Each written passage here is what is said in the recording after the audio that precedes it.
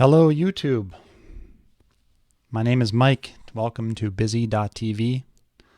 And on this channel, on this stream, if you're used to Twitch or if you're used to live game streams, then you'll feel right at home because we're also going to be playing a game. This is going to be a very difficult strategy game where you have to deal with resource allocation and plan your moves carefully. You have to manage your money as you go along.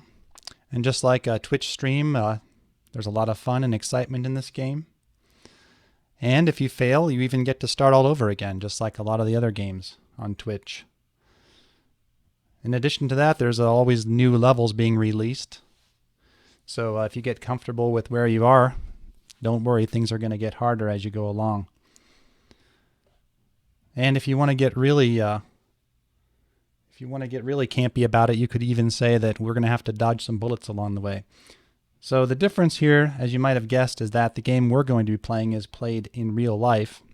And that is, we're going to be starting a business, a real business. And we're going to be doing this in real time, live on YouTube streaming or on other streaming services, so that you can see exactly what goes on behind the scenes of a real business in real time. So why did I want to try this? Well, first of all, I've been hearing lately on the news that fewer people are starting businesses these days.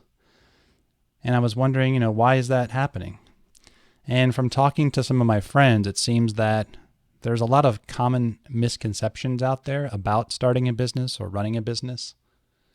So I thought, what better way to dispel some of those misconceptions than to show how a business is started and run live in real time for everyone to see. So that's kind of the concept. So let's go over some goals of this business that we're going to start. And by the way, I don't even know what we're going to do yet for the business, but we'll get to that eventually. But first we wanted to set some goals.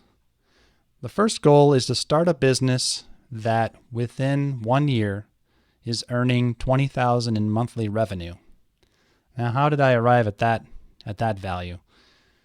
Well, first of all, I think it's kind of an aspirational goal that's going to be difficult to achieve. A little difficult to achieve, so you always want to aim high in business. You don't want to aim low, because if you aim low and achieve it, well, you've simply achieved a very low goal. You want to aim high so that you always have something to reach for. So $20,000 a month is kind of an aggressive goal. It's high, but in addition to that, $20,000 a month should put us in a position that if we get to that level, we can hire somebody. And I think that's when the live streaming of business is going to get really interesting. It's when we go through the motions of finding someone to hire, making that job ad, looking at resumes, and then doing an interview, all of which I hope to do live on the stream. The second goal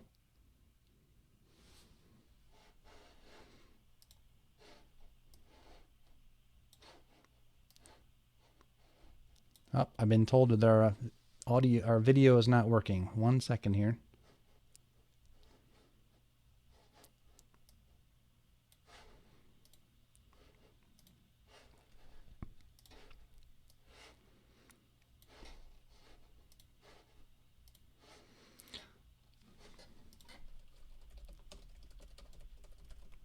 Second goal of the stream, sorry, I had to fix some technical glitches here.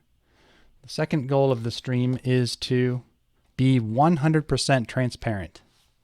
So what I hope to do is show you live in real time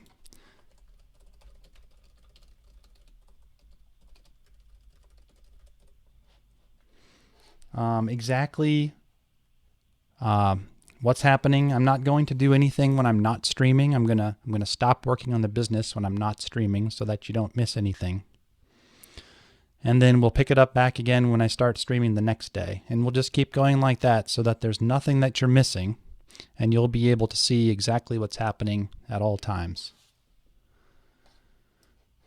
The third goal of this stream is to get people to start 12 businesses. I want 12 people to start businesses as a direct result of what they saw on this stream within the first year. Because ultimately, the whole goal of the stream is to show you that there's no magic going on behind the scenes. You don't need any particularly special training or anything like that. And so if I'm able to communicate that message, then we ought to see some people starting businesses of their own. So my goal is to get 12 people to start new businesses by this time in 2017. So those are the three goals: 20,000 in revenue by the end of the first year, 20,000 per month in revenue by the end of the first year. 100% transparency, or as close as we can get to it, into what's happening within the business. And I want 12 people to start their own businesses as a direct result of this stream. So if you do wind up starting a business as a result of this, make sure you let me know in the comments or send an email. And let us know that that happens so we can keep track of it. And maybe even promote you on the stream too.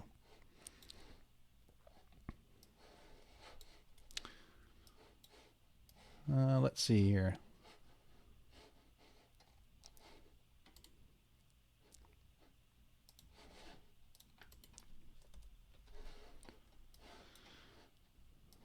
So let's, moving forward then here, what are the ground rules? So I don't want to position this business as someone who is doing this all day, every day. I want to position it as sort of the typical person who's looking to start a business. And so the typical person looking to start a business has maybe 1 or 2 hours in the evening to dedicate to a new business. For computer equipment, we're gonna just assume a standard PC with Office installed, or actually just Windows 10 installed, just a standard PC with Windows 10.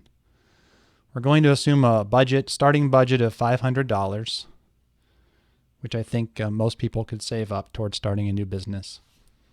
And then the ground rules are we're going to have maximum transparency, as I said in the goal. So every day I'm going to show you exactly what's in the bank account for this business that we're starting. Show you what we spent. In fact, I'm going to pull it up right here. So you'll see this spreadsheet every day of the stream. Here's what we have in the bank. We'll show revenue. We'll show our income. So you can see kind of how it goes day to day. If we have a call to, say, an accountant or an attorney, I'm going to try to stream those. We'll use Skype to make that call and then stream those on YouTube so you can hear those calls and see what they have to say.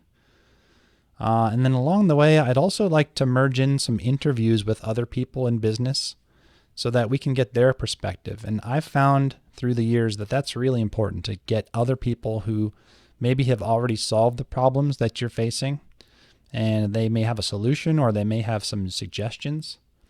And so if we talk to any of those people, I'd like to get them on the stream as well so that you can hear what they're saying.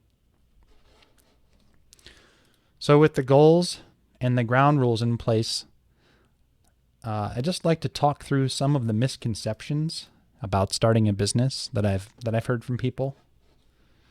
The first misconception that I hear is they're afraid they don't have enough startup money.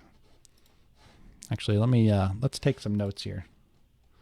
So I know that coming from Twitch, you're probably not used to a live stream being a guy taking notes, but bear with me. The first couple of streams might be a little bit of note taking, and then we're going to jump into actually creating the product for the business. So that might get more interesting. But initially, so let me just put down the goals of this stream. The goals are to start a business that makes $20,000 per month within a year. This allows us to hire somebody.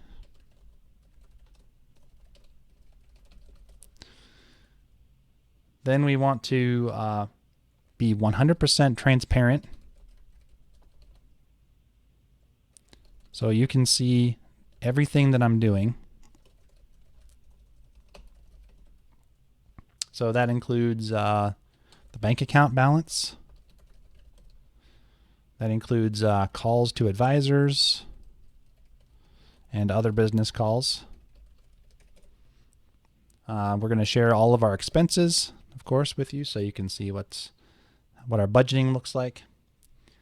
And then the third goal is to have at least 12 people start new businesses as a result of this stream. So the ground rules, just recapping what I went over already. I'm going to assume that you have 1 hour per day to spend on the new business.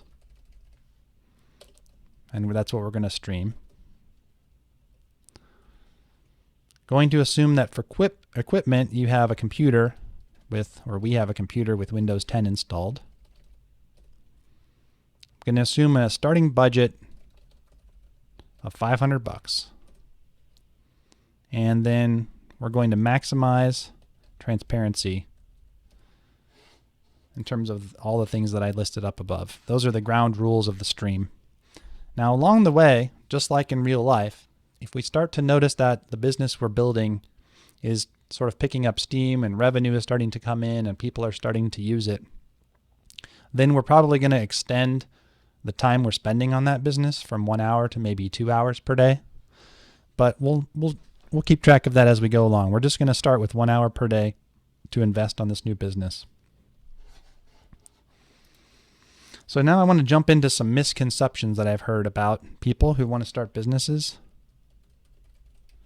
And the first one is afraid of not having enough startup cash. This is probably the one I hear the most often, because when most people start talking about a business idea that they have, they immediately go to, I need to find an angel investor, or I need to find a venture capitalist, or I need to take out a loan from the bank, or I need to get credit cards or borrow from my family. And certainly those are ways that people have started businesses in the past, but there's another way that you don't often hear about, and it's called bootstrapping. And we'll talk about that a lot on future streams, but bootstrapping is simply taking an amount of money, the $500 that we have here, spending a very small amount of money to start a very small business. And then if that very small business is successful, you take the revenue from that small business and you feed it back into the business. And you use that to grow the business bigger.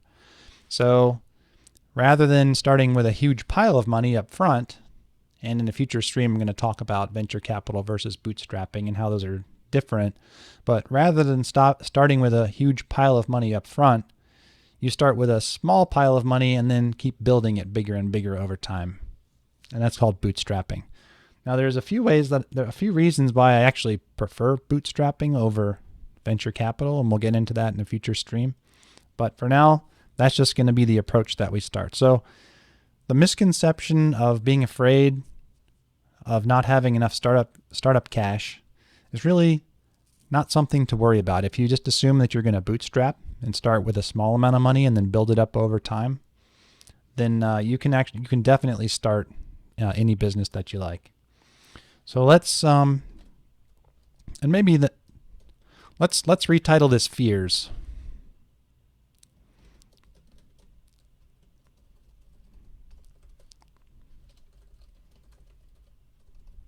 Fears about starting a business.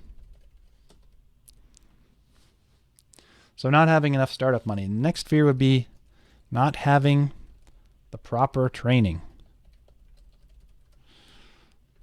Training. A lot of people I talk to, they think, well, I need to be a business student. I need a business degree. I need to get an MBA. There's just a lot of people who assume you need all this training. Well, in reality, a lot of business is learning as you go, and just try it, see what problems you run into, and solve those problems as you hit them. So certainly there is some background knowledge, but the background knowledge you need, these days you can probably pick it up from YouTube or from reading some blogs or some introductory books. And that knowledge would be basic bookkeeping, how to put together a budget, maybe some basic marketing. And depending on the field in which you're going to start your business, you probably want to learn about that field somehow or another. But what I'm trying to say is you don't need an official sort of business degree to start a business. In fact, MBAs, unless you're taking an entrepreneurial MBA, like your standard traditional MBA is actually designed more for big businesses where they're managing many, many people and lots of moving parts, logistics and so on. So an MBA in a lot of ways is really counterproductive to starting a business from zero. You really don't need an MBA for starting a new business. So I would say that the fear of not having training is really not a fear you need to worry about. You can pick up what you need to know from YouTube. And I would say just jump in and get your feet wet and solve the problems as you go. The next fear would be failing. Now, this is an interesting one because business is sort of all about failing. Failing on the macro scale, the big scale, the whole business fails. But it's also about failing in small ways. So let's say that you have a problem within your business and you're trying to solve it. So you try a solution and that solution fails. Well, that happens all the time, but that just prompts you to try a different solution, right? And you just keep going, you just keep iterating it, trying each solution until you find one that doesn't fail.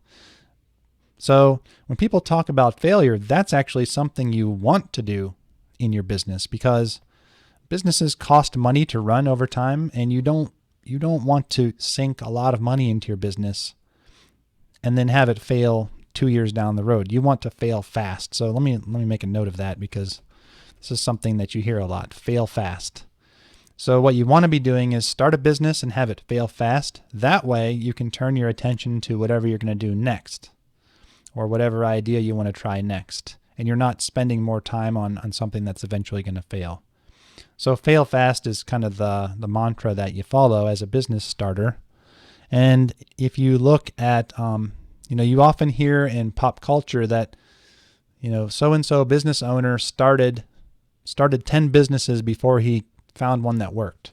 Well, that's because he was failing fast. He failed fast 9 times until he got to that 10th business that actually succeeded. But if he had spent a long time trying to determine if idea number 1 was actually going to work, then he may not have had time, or he may have missed his opportunity to start businesses 2 through 10. So fear of failing is actually failure is actually something you want to embrace in business, not be afraid of. You want to charge into it headlong. Fear of not knowing where to start.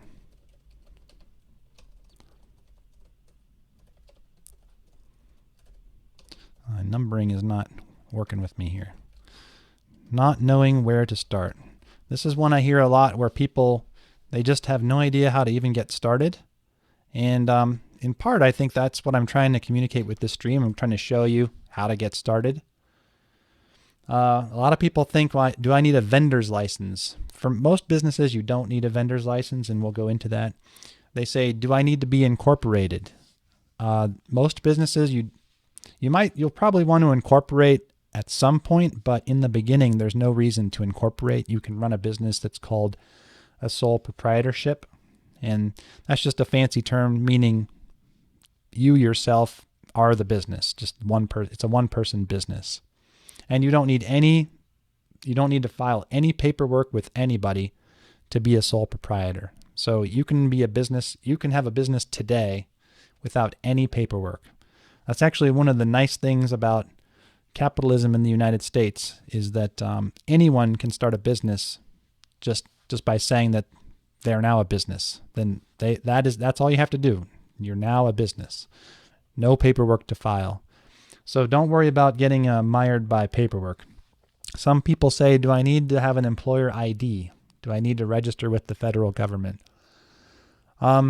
If you hire employees, you do need an employer ID, but as long as you're just you yourself operating the business, or if you're only hiring contractors, not full-time employees, then you don't need a employer ID. So again, just like I said before, you don't need any kind of paperwork. So let's make a note of this. So do we need a vendor's license? No. Do you need to incorporate? No.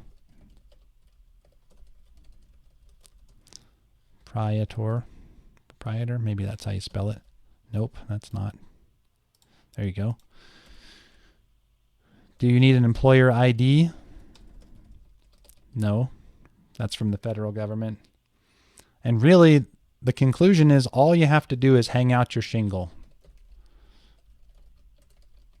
and say, I'm starting a business, and here's what my business is, and here's what my products cost, and just start going. So don't worry about having any kind of documentation to get started. Let's move on to the next one, and that's the fear that everything's been done.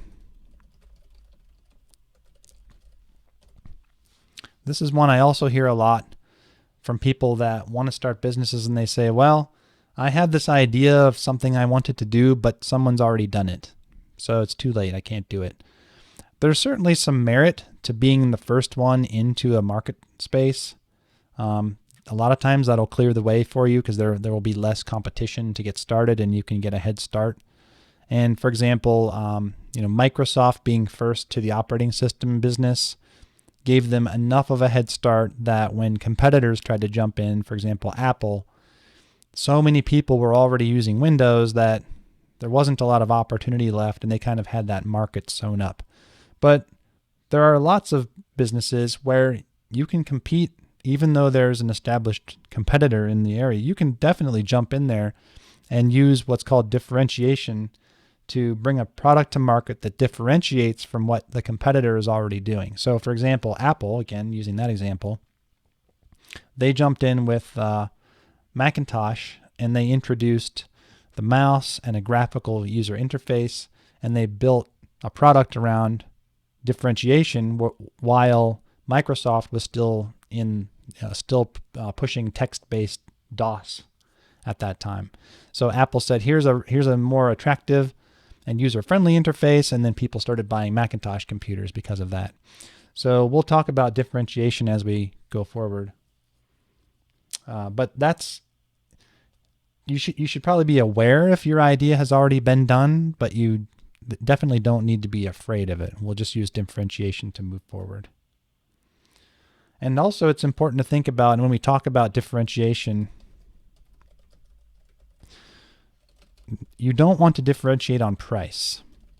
What does that mean? So you don't want to go into business saying, well, I'm going to make the same thing, but I'm going to make it cheaper than the competitor. In most cases, that's not the way you want to go because it leads to a spiraling down of price. It's the race to the bottom is what they call it. And what you want to differentiate on is different features about your product, or you want to provide different value, more value for the same price. But you don't want to just undercut the price of the competitor because then they're just going to undercut you and then you're going to undercut them. And before you know it, there's no profit left for anybody. And you can't sustain your business if you're not making enough revenue or enough profit. So your business will eventually fail. So just think about differentiating on things other than price. The other thing I was going to put in here is find a niche. This is if there's something that you're very good at that not many people are good at, that allows you to isolate a niche. A niche is a corner of the market that's not being served by anybody, and it might be a small corner.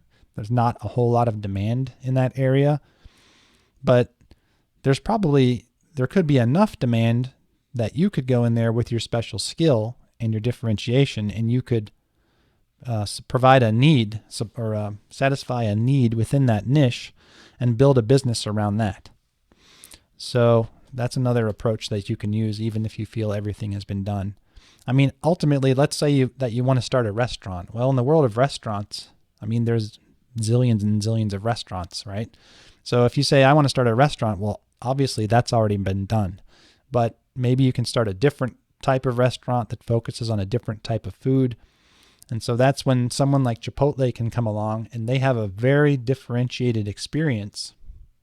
Of course, now they have salmonella. That's another story. But they have a very differentiated experience that didn't exist in the marketplace previously. And so they were very successful because of that. So it's all about differentiation and finding a niche.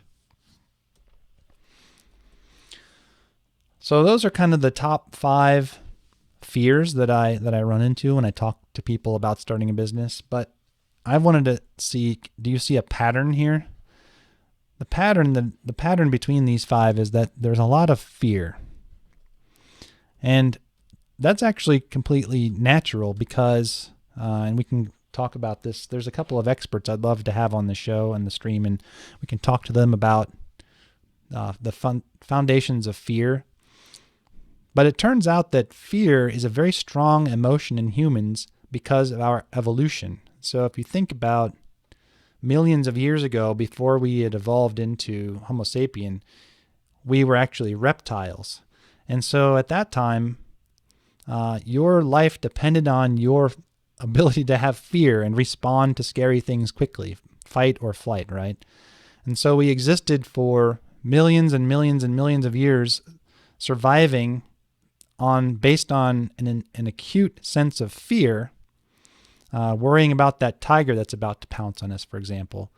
And that brain chemistry still exists in our brains today. It's called our reptilian brain, and it's the oldest part of our brain that's been there for millions of years. And even as recently as just a few thousand years ago, we were still living, largely outside or in huts and in small groups, and we still had to fear a lot of things. So this is a very finely tuned part of our brain, and unfortunately, it still impacts our decision making today. So fear plays a huge part in business because of this reptilian brain that's been around for millions of years. So what can we do about it? So we'll talk, like I say, more on other streams, but the easiest thing to do about it, well, everyone has their own approach. So if you watch Shark Tank, or if you look at other business owners, you'll see a lot of people just sort of tune that part of their brain out, and they just charge in headlong and they just try everything. So that's what I was talking about before, where someone might start 9 businesses before they found the one that succeeded. That's definitely one way to do it. A lot of people do it that way. The way I like to do it is, and you'll see as we go forward, I tend to be a very logical person, and I tend to think things through logically, and sort of, some people would say I even overanalyze. So, but by overanalyzing, it makes me feel comfortable that I can kind of put my fear on the side and move forward having made a good decision. So we'll do a lot of analysis and logical thinking as we move forward, and you'll see kind of how I approach dealing with fear by leaning on logic and analysis. So I think that's enough on that topic. Next thing I wanted to do is jump into, okay, so we're going to start a business and we're going to stream it live in real time. What's our business going to do? So that's another topic, and I think we'll focus more on that tomorrow. But fundamentally, it comes down to, do you want to start a service-based business where you provide a service and maybe charge hourly your customers? Or do you want to build a product-based business where you are selling something per unit? Or maybe you're selling subscriptions to something. A service business, I recommend for a lot of people who are just getting started and starting their first business.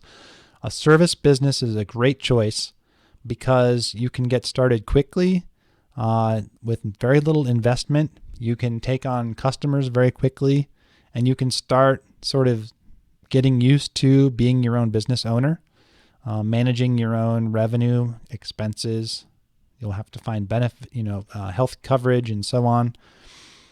But it's very little front-end investment required. And the site that I like to recommend if you're interested in starting a business that's service-based, there's a site called Upwork.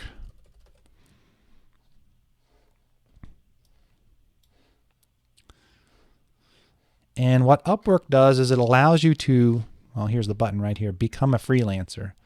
So if you have a skill or if you have something that you enjoy doing, pretty much no matter what it is, go to Upwork, click on Become a Freelancer, and just create a profile for yourself that says, here's my name, here's what I like to do. They even have some skill tests that you can take to show that you have some skill in those areas. But basically then freelancers come onto this site and they will look for people here who have registered as freelancers. They will look for people to work on their projects. And I've used a lot of freelancers from Upwork in the past, and I've usually had really good results. So this is really quick and easy, and you can literally have your own service-based business up and running in an afternoon and start taking on clients. So that's definitely one option that you might choose. But for this stream, which is, we're looking to develop this business over a 1-year period, I think we're going to go with a product-based business, and we'll develop a product. And so if you're going to provide a product, the next thing to do is, well, what product are we going to make? And obviously, the world is, there's an unlimited number of products that you could choose to make. And so you might look for a way to kind of narrow that down. So now I'm going to switch to another high-tech component of this bizzy.tv stream. If you thought that the note-taking was exciting so far, just wait till you see this. So I'm going to switch to my whiteboard and talk about narrowing down what we're going to do. So what's the product we're going to make? So I have some friends who have said in the past, and this is a friend who has 2 degrees in computer science, and he had a very good job at a software development agency, but he said, I want to start my own business. And I said, great, what are you going to do? I think I'll start a McDonald's, open a McDonald's. And I found that strange because this is someone with a lot of experience and a lot of specialized training in computer software, and yet he wanted to start a McDonald's. And so I said, well, here's something to think about. Let me get my drawing pen here. Think about the number of people with the skills to do what it is that you want to do. So opening a McDonald's, it does take a lot of hard work, but you really just need fundamental skills. So, basic accounting and basic management. So the number of people who have those skills to start a McDonald's, let's say we represent that with this giant circle. And here's my buddy right here in the giant circle. And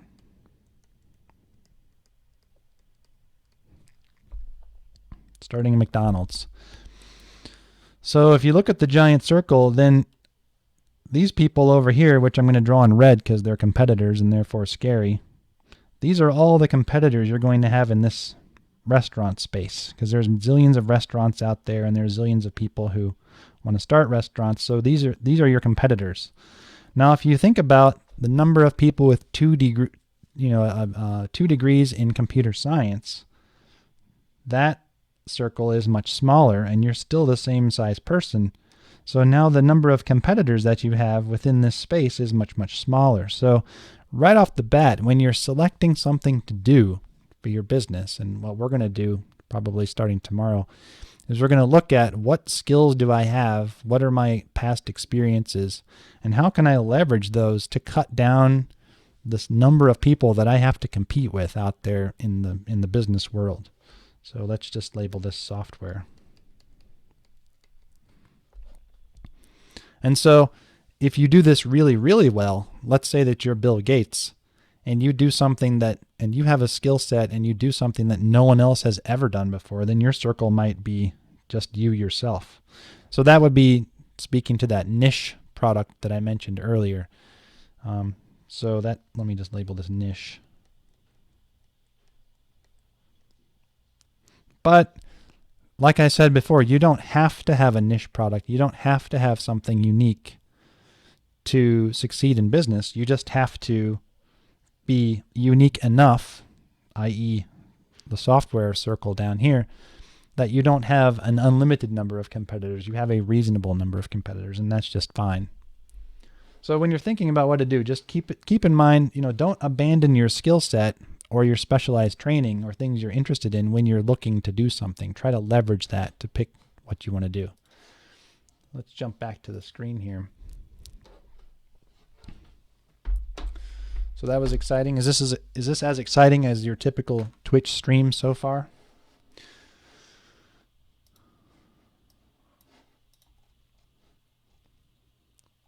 Next thing in choosing what we're going to do is we do need to think about, let me make some notes here.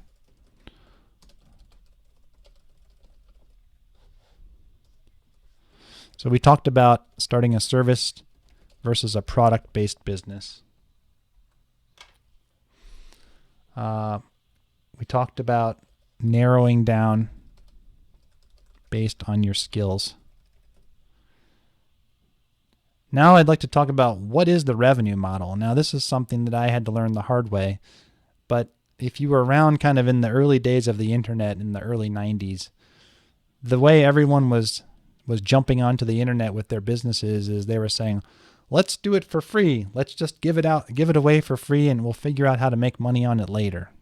So you had a lot of companies that were just giving everything away for free and worrying about revenue later. And actually, Twitter is a good example of that. So Twitter, even today, I believe they're losing lots and lots of money, and they are actually having a hard time selling their company because nobody can see how Twitter is ever going to make a decent amount of revenue.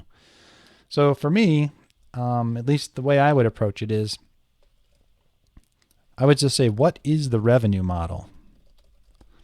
In other words, what are people willing to pay for whatever the product is that you're thinking about making? So that would be the third thing that I would worry about. But then on the flip side of things, I would say, do we care about expenses right now? So when you're just getting started and you're just your own businessman and you don't have employees, you don't have an office space, you don't have a lot of fixed costs that you need to worry about, that's when I would probably not worry too much about expenses up front, because as long as the way to be profitable is to always be thinking about how to make more money, not how to save money. If you're constantly minimizing expenses, you're really taking the focus away from making more money. That's where your focus should be, is how do I make more money? And usually when you try to make more money, your expenses actually go up because you probably have to buy more raw materials, or you need to hire more employees, or whatever that is. So your expenses are going to be always going up. But the idea is keep the revenue going up, the money that you're bringing in, that needs to keep going up faster than the speed at which your expenses are going up. If you concentrate, what I've seen in the past is if you concentrate too much on keeping your expenses low, then it constrains you, right? Because now you're thinking, well, I don't want to spend another $1. So then you miss that opportunity to make $2 because you didn't spend the $1. So, and we'll get more into budgeting in future streams, but for now, when we're thinking about what we're going to do, the point is, let's not become too overly focused on controlling expenses. Let's just think about the revenue model. What are people going to pay? How much are they going to pay? How are they going to pay? Think about narrowing down the solution space, the product space based on our skills, and let's think about a product-based business that we can develop over the next year. So that's really all I wanted to do in this stream, is just set some ground rules, set the goals, talk about some of the misconceptions and fears that I've run into when talking to other people and through my own business experience. And then talk about, just get started a little bit on what the heck are we going to do in this stream over the next 12 months. So that was really my goal for today. And so we're going to stream again tomorrow at 2 o'clock. And I did want to mention really quick that if you like what we're doing here, if you think this is a good idea and you like this idea of a live business stream, head over to our Patreon site.